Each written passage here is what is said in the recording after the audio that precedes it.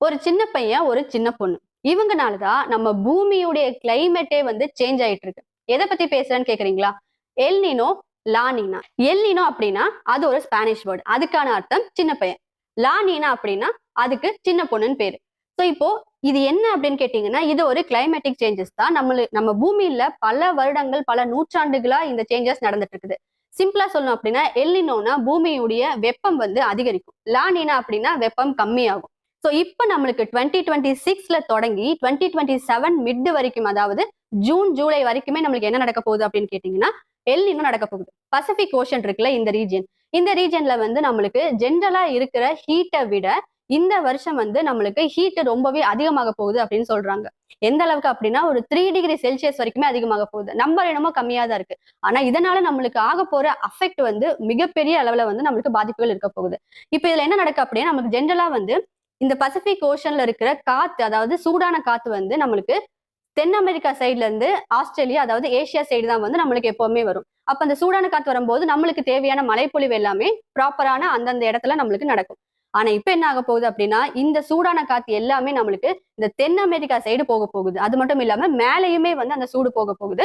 ஏன்னா இந்த இடத்துல வந்து இப்ப காற்று வலுவிழந்து இருக்கு. அதனால வந்து அது கரெக்டான ஒரு வேல, அதனால போக முடியல. சோ இந்த மொத்த ஒரு ஹீட்டுமே வந்து மேலையும் கீழையும் ஸ்ப்ரெட் ஆக போகுது. இதனால என்ன நடக்கும் அப்படின்னு கேட்டீங்கன்னா, ஏசியா சைடு வரப்போற மழை கம்மியாகவும் வாய்ப்பு இருக்கு.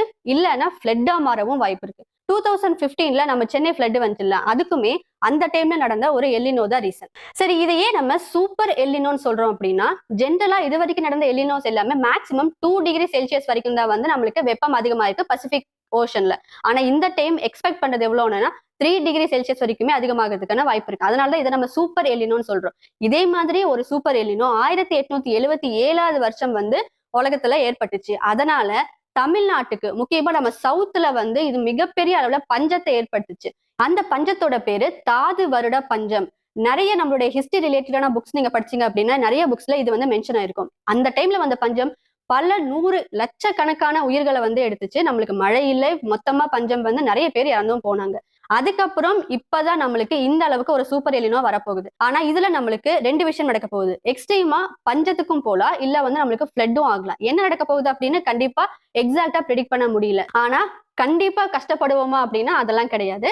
நம்மளுடைய இயற்கை சீற்றம் அது எப்படி வேணா மாறலாம், ப்ரெடிக்ட் பண்ணவும் முடியாது. இதுக்கு முன்னாடி இந்த மாதிரி நிறைய இயற்கை சீற்றங்கள் நம்ம பார்த்திருக்கோம். இதையும் நம்ம ஈஸியா கடந்து போலாம்.